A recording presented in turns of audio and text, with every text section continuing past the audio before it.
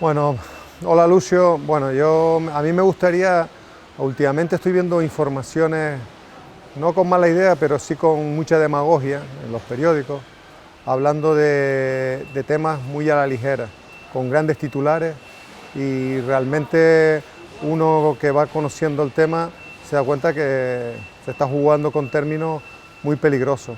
Vamos a ver. Con el tema, el otro día una noticia que decía que la pica, se calcula el agua que se consume con los plátanos que hemos retirado y se hace un número tan sencillo que lo que se ha gastado de ese agua es lo que consume una población, no sé cuánto, ¿no? Yo creo que esos términos, el que hace esa publicación, que no digo que haya hecho sus estudios, no conoce realmente dónde va la pica. El agua esa no se pierde. El que están, en los que estamos, la retirada, ¿dónde van las retiradas?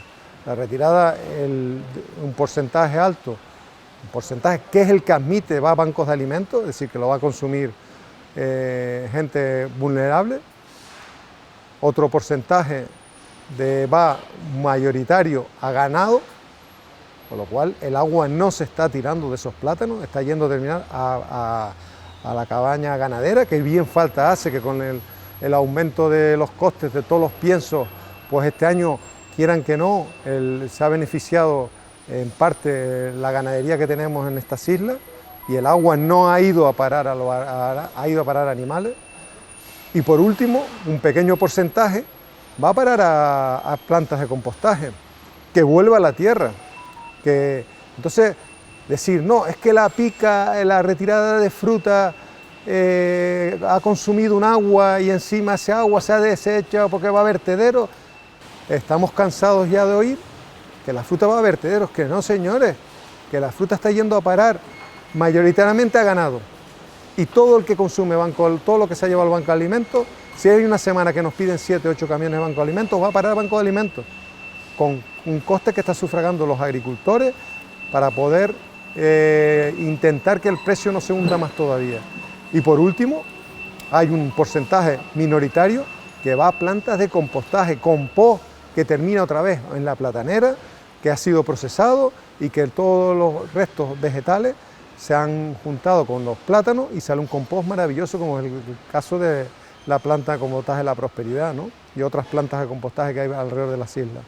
Claro, los que hacemos la retirada y los que manejamos la información sabemos y sabemos dónde está yendo a parar todo, con lo cual no se haga caso de esas noticias, no se magnifique los problemas, porque bastantes problemas tiene la agricultura para empezar a buscar cambios de cultivo. A mí me sorprende, Lucio, empezar a ver noticias donde empieza a compararse los churras con merinas, es decir, de repente decir que el aguacate consume un montón de agua y que la platanera que consume 6 veces más que una platanera.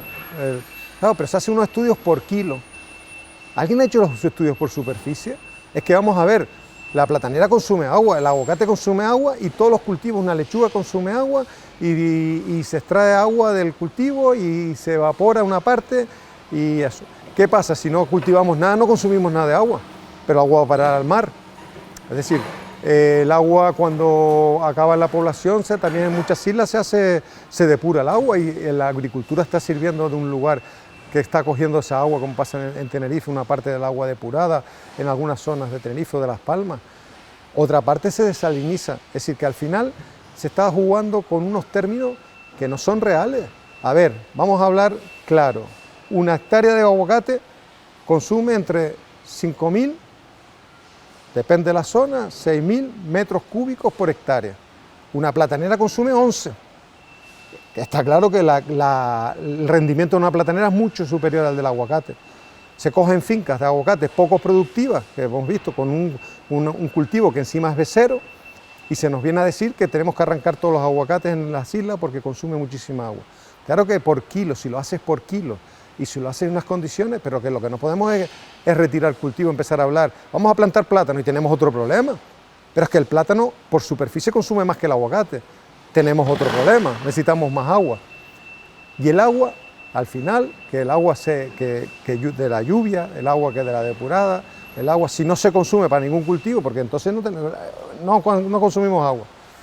Señores, el agua está yendo, se está reutilizando y está sirviendo para que no podemos dirigir todo hacia el turismo, tiene que haber agricultura en las islas y una agricultura de exportación que ha ido, hasta ahora ha ido bastante bien, que tenemos un problema climático, tenemos una sobreproducción, pues claro que sí, pero es que el consumo de agua por eso no ha aumentado.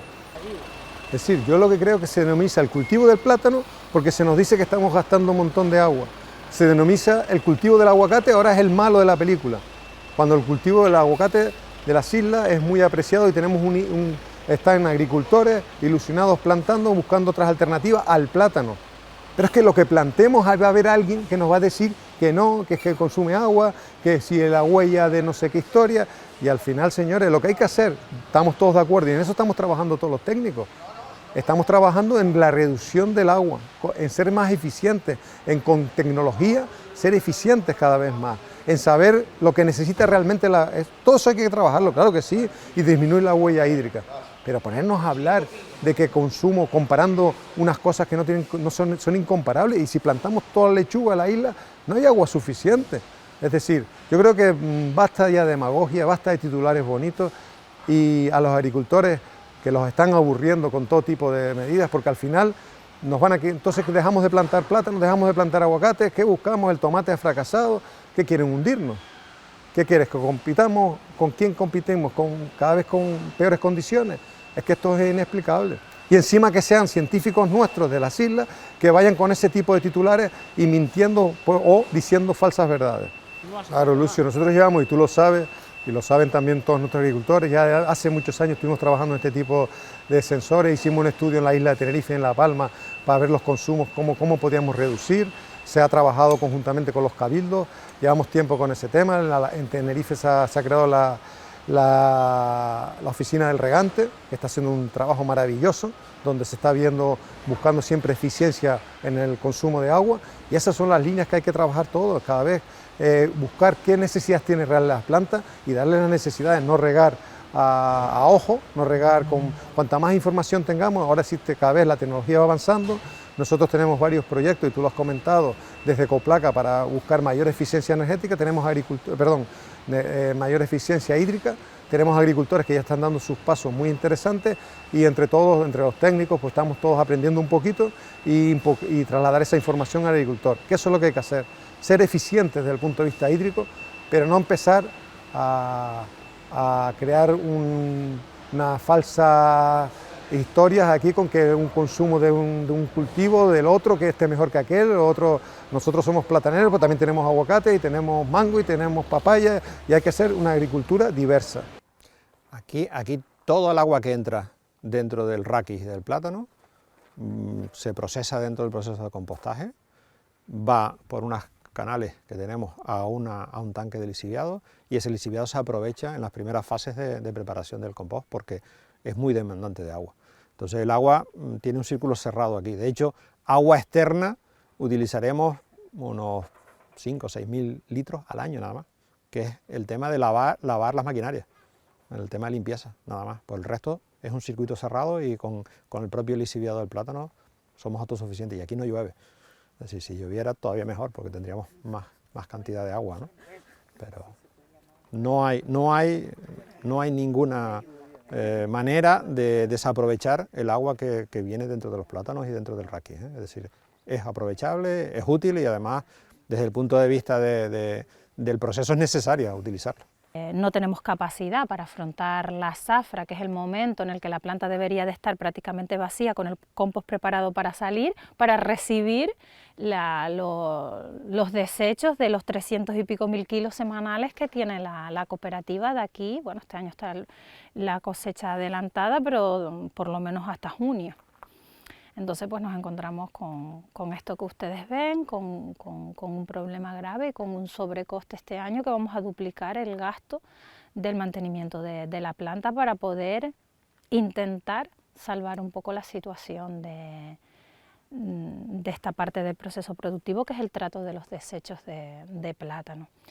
Un poco es la situación. Cuando María nos llamó para provocar esta visita y que conocieran la planta, pues creemos que es un momento crítico importante en el que nos encontramos aquí y visualizar esta situación, porque si ya el sector de por sí era un problema, el desecho del plátano de la parte de comercialización normal, pues ahora pueden comprobar la necesidad extrema que tenemos de darle un trato a los desechos del plátano y más derivado de estos años que vienen de sobreproducción.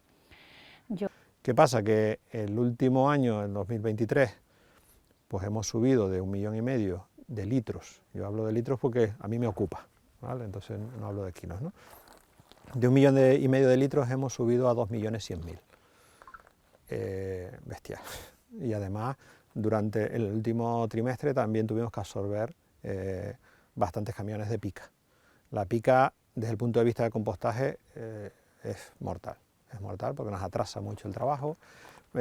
Tiene la parte de carbono, no se activa rápido, entonces se pierde mucho nitrógeno, tenemos problemas de putrefacción si no corremos, necesitamos mucho más estructurante para activarla y para que no se nos pare la pila muy pronto, a las 4 o 5 semanas. Entonces todo eso nos ha complicado mucho, ¿no? ¿Qué pasa? Que empezamos el 2024 y en enero ya hemos entrado 250.000 litros, en febrero 250.000 litros, en enero además un camión también de pica, y en marzo vamos casi por la misma línea en las 2 semanas que llevamos, ¿no? Entonces, abril y mayo. En mayo estaríamos colapsados aquí.